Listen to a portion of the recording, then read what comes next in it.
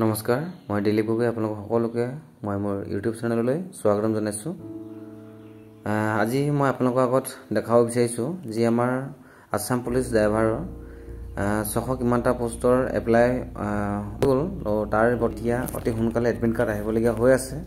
তো তাৰে ওপৰত মই ভিডিঅ'টি বনাইছো যে আপোনালোকে কিখিনি বস্তু এতিয়া গুৰুত্ব দিব লাগিব, কি ড্ৰাইভিং লাইসেন্স ৰেডি কৰিব লাগিব, এলএমভি লাইসেন্স যে এপ্লাই কৰিছিল তাৰ আপোনালোকে ইন্টাৰভিউ দিবলৈ পাৰিব নে নোৱাৰিব, আৰু হ'ব আপোনালোকৰ কোড কিমান নম্বৰ থাকিব, স্টাৰ্ট কৰিলে কি নম্বৰ পাব, গিয়াৰ চেঞ্জ কৰিলে কিমান নম্বৰ পাব, আৰু আপোনালোকৰ এনসিসি কিমান নম্বৰ দিব। তো তাৰ ওপৰত সবিশেষকৈ মই ভিডিঅ'টি প্ৰস্তুত কৰিছো। এয়া হ'ল আমাৰ অসম পুলিচৰ যেটো ৱেবসাইট, তাত মই এতিয়া বৰ্তমান সোমাই আছো। ইয়াৰে আছিলে এইখিনি হ'ল আমাৰ আগতে যিখিনি এডভাৰটাইজমেন্ট হৈ গ'ল বা ইন্টাৰভিউ অনুষ্ঠিত হৈ গ'ল তাৰে হয়। তো মই বিচাৰিব লাগিব এতিয়া আমাৰ যিখিনি 2023 চনত এপ্লাই হৈছিলে নৱেম্বৰ 1 তাৰিখে লাষ্ট ডেট আছিলে, তাৰ হেতু অকণ ওপৰলৈ থাকিলে আৰু মই দেখাই আছো।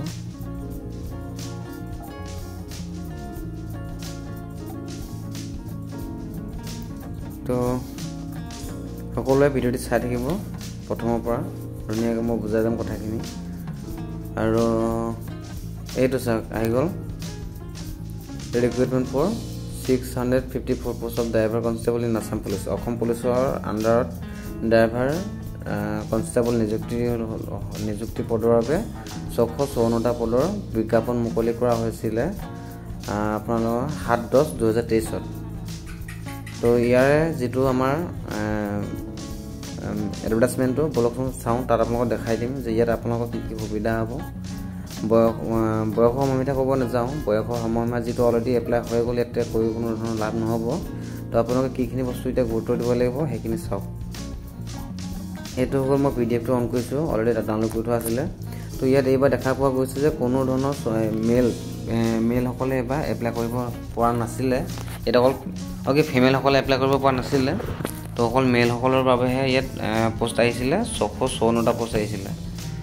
আৰু এই 654টা পোষ্টৰ ড্ৰাইভাৰ কনষ্টেবলৰ এখেতলোকৰ হ'ব পে স্কেলৰ আছিলে 14000 আৰু হ'ব গেট পে হ'ব 5600 আৰু অৰ্ডাৰ এলাউন্সখিনি ইয়াত পাব।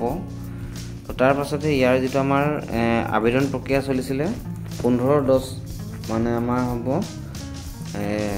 অক্টোবৰ 15 তাৰিখৰ পৰা অনলাইন চলি আছিলে আৰু নৱেম্বৰ 1 তাৰিখে ইয়াৰ সমাপ্ত কি কয় এইটো এপ্লাই কৰা এইটো সমাপ্ত হৈছে। তো টোটেল পোষ্ট হ'ব 654টা পোষ্ট হ'ব আসাম পুলিচ ড্ৰাইভাৰ কনষ্টেবল হয়, আৰু এখেতলোকৰ পদোন্নতি হ'ব পাছলৈ ড্ৰাইভাৰ কনষ্টেবল যিহেতু। তো তাৰ পাছতে হ'ল ইয়াতে বস্তুটো কেটেগৰী ৱাইজত আছে যে OBC বা SC ST ST STP SC এইবিলাক চাই ল'ব, এইবিলাক এতিয়া কৈ লাভ নাই যিহেতু কিন্তু হৈ গ'ল। মই মেইন বস্তুটো ক'বলৈ গৈছোঁ আপোনালোকক যে আমাৰ ড্ৰাইভাৰৰ যিখিনি আমাৰ লাইসেন্স আছিলে, লাইসেন্সসমূহ কি লাগিছিলে এপ্লাই কৰিবৰ কাৰণে আৰু কিখিনি আপোনালোকে এতিয়া গোটাই ৰাখিলে ভাল হ'ব। চাই লওক লিখা আছে যে যিখিনি শিক্ষাগত অৰ্হতা লাগিছিলে আমাৰ মিনিমাম মেট্ৰিক পাছ SSLC পাছ কৰিলে তেখেতলোকে এই পোষ্টখিনিৰ বাবে এপ্লাই কৰিবলৈ পাৰিছিলে। আৰু ইয়াৰ পিছত আপোনালোকৰ হাতত LMV বা MMV বা HMV লাইসেন্স যিকোনো এখন লাইসেন্স আপোনালোকে থাকিলে এই পোষ্টবিলাকত এপ্লাই কৰিবলৈ আপোনালোকে সক্ষম হৈছিলে।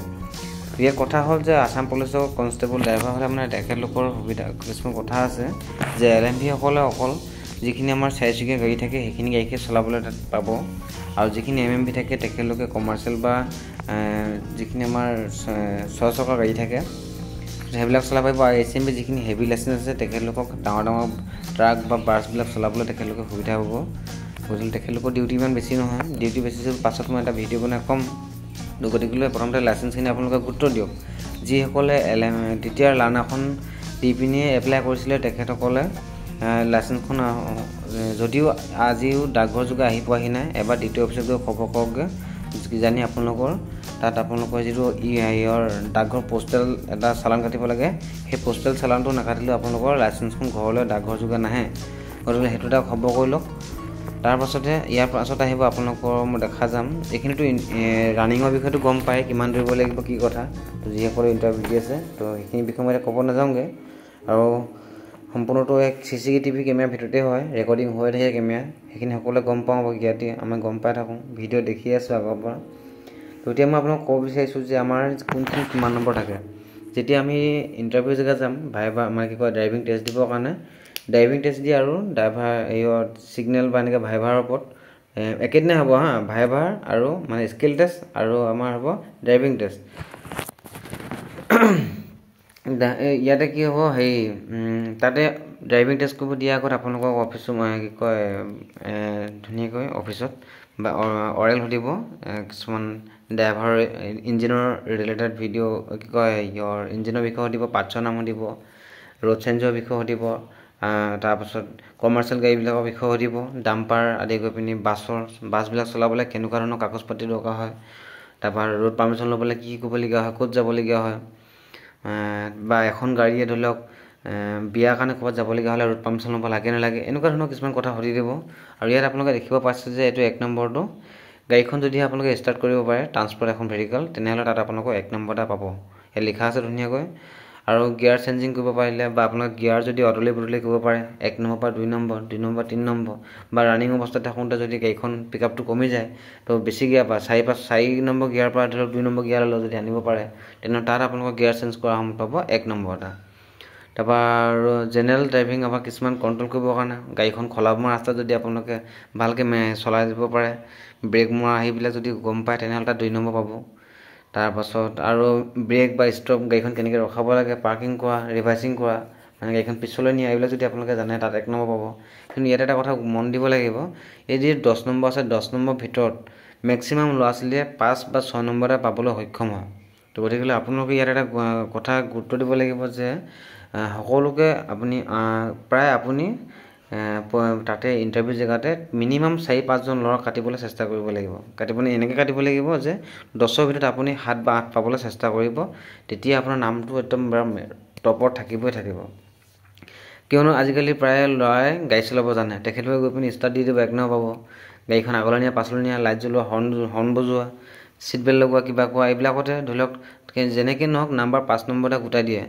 আৰু গতিকে আপোনালোকে ইয়াত যিখিনি প্লাছ পইণ্ট আছে, যেনেকৈ আপোনালোকৰ ধৰি লওক মিৰৰখন যিখন আমাৰ লুকিং গ্লাছ থাকে, গ্লাছত চাই পিনি গাড়ীখন ৰিভাৰ্চ কৰা হয়, সেইখিনি বস্তু চবেই নাজানে। যদি আপুনি সেইটো কৰিব পাৰে তেতিয়াহ'লে তাত আপুনি 1.5 মাৰ্কছ এটা পাবলৈ সক্ষম হ'ব। গতিকে তেনেকুৱা কিছুমান যিখিনি মেজৰ ধৰি লওক বেলেগে নজনা কিছুমান হেৰি থাকে, তো সেইখিনি বস্তু আপুনি কৰিবৰ কাৰণে বা ঘৰত এতিয়া বৰ্তমান চেষ্টা কৰি থাকক ইণ্টাৰভিউ জেগাত যাতে আপোনালোকৰ কোনো ধৰণৰ খেলি মেলি নহয়। আৰু এটা কথা এইখিনিতে জনাই থওঁ যে তাত আপোনালোকে গৈ পিনি যিমান পাৰফেক্ট ড্ৰাইভাৰ হ'লেও তাত আপোনালোকে ভয় ভাৱ সোমাবই বা আপোনালোকৰ অলপমান খোপোজা লাগিবই মনটো।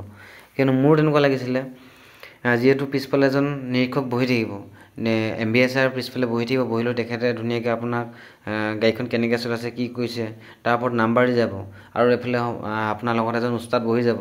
গতিকে যিমান যি নহওক ইণ্টাৰভিউ জেগাত মানুহ ভয় খোৱাটো স্বাভাৱিক কথা। আৰু কামবিলাক কৰোঁতে আপোনালোকে চিনচিয়াৰলি একদম লাহে কৰিব, বেছি পাৰোঁ বা জানো বুলি একদম হুৰমুৰকৈ স্পীড নকৰিব, পটককৈ কৰি মই চলাই মেলি আজৰি হওঁ এনেকৈ বুলি নহয়, মানে একদম লাহে এটা সময় লওক, তাত দেৰি হওক কোনো ক'বলগীয়া একো নাই, লাহে চলাব এইখন সময় লৈ পিনি, আৰু ভাল পাৰফৰ্মেঞ্চ দেখাই পিনি আপুনি ভাল নম্বৰ এটা লৈ পিনি তাৰপৰা গুচি আহক। তেতিয়া আপুনি ৰিটাৰ্ণ এক্সাম দিবৰ কাৰণে আপোনাৰ নাম বা এডমিট কাৰ্ডখন আপোনাৰ নামত আহিব। আৰু যিসকলে মোৰ এই কথাখিনি ধৰি লওক আওকাণ কৰে বা গুৰুত্ব নিদিয়ে, তেখেতসকলে কিন্তু যথেষ্ট সমস্যাত পৰিব যে মই জানোৱেই ই কি কাৰণে ক'ব লাগে বা কিয় কৈছে, এনেকুৱা কথা নহয়।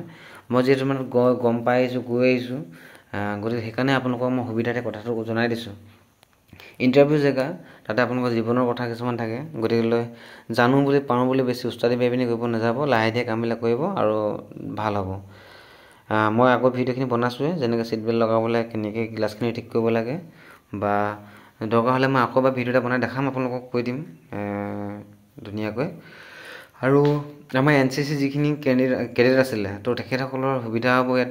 NCC C চাৰ্টিফিকেট থাকিলে মানে 5 নম্বৰ পাব, আৰু B চাৰ্টিফিকেট থাকিলে 3 নম্বৰ, আৰু A চাৰ্টিফিকেট থাকিলে মানে 2 নম্বৰ পায়। তো এইখিনি গম পালে পাছত অৰেল হ'ব। অৰেলত আপোনালোকৰ যিখিনি মেজৰ ছাবজেক্ট থাকে, ধৰি লওক হয়তো আপোনালোকৰ আছাম হিষ্ট্ৰীৰ ওপৰতে সুধিব পাৰে, বা নিজৰ আপোনাৰ ডিষ্ট্ৰিক্টৰ বিষয়ে সুধিব পাৰে, ডিষ্ট্ৰিক্টখনৰ কথা, বা আপোনাৰ নিজৰ এটা মানে ইণ্ট্ৰডাকশ্যন ল'ব, তাৰ ওপৰতো হয়তো আপোনাক সুধি মেলি নাম্বাৰটো দি দিব। ইয়াত মেইন বস্তু চাই আপোনাৰ যিটো কথা কোৱা যিটো অংগী বা মানে আপোনাৰ দেহৰ মানে যিটো কথা কোৱা ষ্টাইলটো হয়, তাৰ ওপৰত কিমান স্পষ্টবাদী আপোনাৰ কথাখিনি কয়, তাৰ ওপৰত ডিপেণ্ড কৰি পিনি নাম্বাৰটো দিয়ে। গতিকে সেইখিনি বস্তু আপোনালোকে অলপ গুৰুত্ব দিব পাছলৈ। বৰ্তমান সময়ত আপোনালোকে ৰানিংটো আৰু ড্ৰাইভাৰসকলৰ এইযোৰ ড্ৰাইভিং টেষ্ট হ'ব, ইয়াৰ ওপৰত আপোনালোকে ভালকৈ গুৰুত্ব দিয়ক। যদিহে কিবা আপোনালোকে মোক সুধিব বিচাৰে তেনে কমেণ্ট বক্সত কমেণ্ট কৰিব পাৰে। আৰু এইখিনিতে এটা কথা, তো এবাৰ দেখা পোৱা গৈছে যিখিনি আমাৰ অসম পুলিচৰ মানে কি কয় ABUB পদৰ যিখিনি আমাৰ পদ মানে ওলাইছে, এডভাৰটাইজমেণ্ট ওলাইছে, আৰু তেখেতসকলৰ ধৰি লওক বয়সৰ সময়সীমা পাৰ হ'ব আছে। তো তেখেতসকলৰ কাৰণে এইটো একদম গল্ডেন চান্স, যিসকলে এপ্লাই কৰি ৰাখিছে ড্ৰাইভাৰৰ কাৰণে। তো ড্ৰাইভাৰ পোষ্ট যথেষ্ট বেছি আহিছে এইবাৰ, যথেষ্ট বেছি। আগতকৈ যোৱা বছৰ আছিলে 142টা পোষ্ট আছিলে, 142টা পদৰো আমাৰ কিমানটা পদ থাকিয়ে গ'ল, ভেকেঞ্চি থাকিয়ে গ'ল। গতিকে এইবাৰ কিমানখিনি আহিছে। আৰু ইয়াৰ এটা কথা হ'ল যে প্ৰত্যেকৰ হাতত ড্ৰাইভিং লাইচেঞ্চ নাই। যিসকলে এবাৰ অসম পুলিচত এপ্লাই কৰিছে তেওঁলোকে ভালকৈ খালী পাৰফৰ্মেঞ্চটো দেখাওক, একদম গল্ডেন চান্স কৈছোঁ নহয়। আৰু যিসকলৰ বয়স আছে, ভাবিছে যে মই অকল অসম পুলিচত কিবা এটা AB বা কামাণ্ডো হেৰিতে যাম বুলি, তো তেখেতসকল তেনেকৈ বুলি বহি নাথাকিব, আপোনালোকেও ইয়াতে কিবা এটা পাবলৈ চেষ্টা কৰি লওক। আগতীয়াকৈ ইয়াতে সোমাই লওক, পাছত বয়স থাকিলে মানে পাছত আকৌ বেলেগলৈ ইণ্টাৰভিউ দি দিব। অলৰেডি আপোনালোকৰ এটা থাকিবই। তো গতিকে আজিলৈ আপোনালোকক ক'বলগীয়া কথাখিনি মোৰ এইখিনি আছিলে। তো ভিডিঅ'টো চাই কেনেকুৱা পালে জনাব, আৰু চেনেলটো ছাবস্ক্ৰাইব কৰি ৰাখিব বুলি আশা ৰাখি আজি ভিডিঅ'টি মই ইমানতে সামৰণি মাৰিছোঁ। ধন্যবাদ। জয় অসম।